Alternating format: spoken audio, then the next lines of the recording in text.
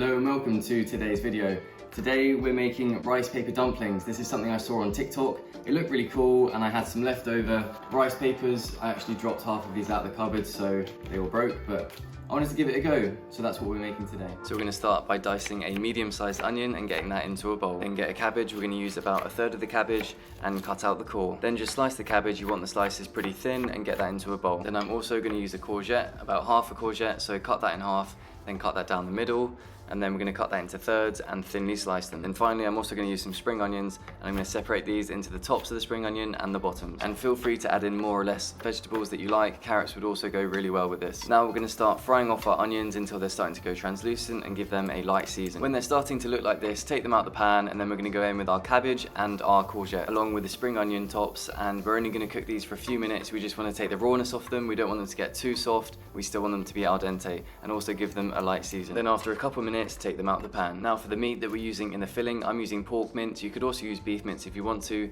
but I quite like the flavour of the pork with these vegetables. So break that pork mince evenly into the pan, give it a light season, and then break it up so there aren't any big chunks. And then once it's fully cooked, take it out of the pan. So now we've got everything cooked that we need to. We're going to add in some flavour to this mix. And we're going to start by grating in a good chunk of ginger and then adding in as much garlic as you like. I went for about 3 or 4 cloves of minced garlic. Then we're going to add in some soy sauce, some rice wine vinegar, and some sesame oil. The measurements for these will be down below. Then I added in the cooked onions, the raw spring onions, and some coriander, along with a season of 5 spice. Now I'll mix that in and give it a taste. I added in a bit more soy sauce, rice wine vinegar, and sesame oil. I'll put the totals down below.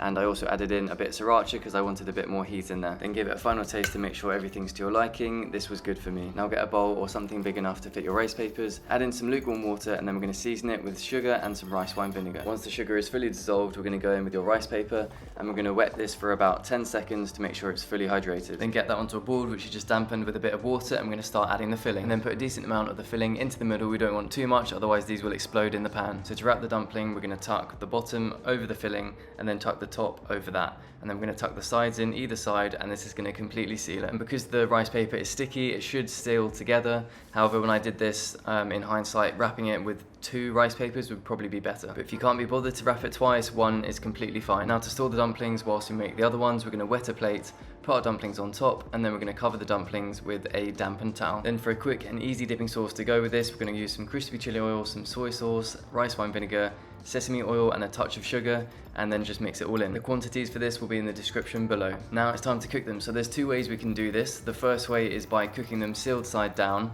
and then cooking them onto the other side, flipping them over. However, this side is a little bit more risky and they can be prone to splitting, especially if we've only wrapped them once. Then you're just going to drain them with the sealed side down. If you put the other side on there, it will stick and they will split open. But you will be left with a nice crispy bottom and a bit of a char on the top as well. And the second option, which is probably a little bit easier and less risk for them splitting open, is by just charring the bottom side that's sealed and then taking them out of the pan, draining them the same way as we did before, and then we're just going to torch the top to get that charred effect. Then just garnish them with some fresh coriander if you want to, along with that dipping sauce, and we're ready to eat. So here we have our rice paper dumplings. I've already tried them and they're pretty banging, to be fair. Nice and crispy on the bottom, really nice filling in the inside, and a little bit squishy on the outside. We've also got a chili dip to go with it, which is nice and spicy.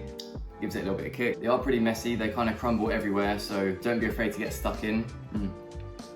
Yeah, the texture is really nice. You've got that thick, crispy bottom, nice texture in the middle with the cabbage and the meat, and then that soft, squidgy layer on top is really nice. Okay, so now we're gonna go for the ones that I crisped on the bottom and then flamed on the top. I think I prefer that texture actually, because we flame grilled it on the top. It's got like a nice smoky flavour to it, which is really good. Yeah, so I really like the texture of those.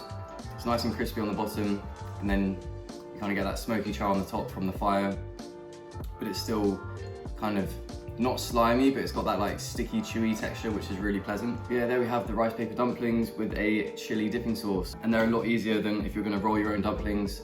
Having the rice paper just makes it so much quicker, because the rolling out, if you've done it before with gyozas or dumplings, they can be a bit tedious to roll out, so doing it this way is so much quicker and a lot less hassle, but you still get a lovely texture, lovely flavour. So yeah, I'd say these are a win. Thanks for watching, and I'll see you in the next one.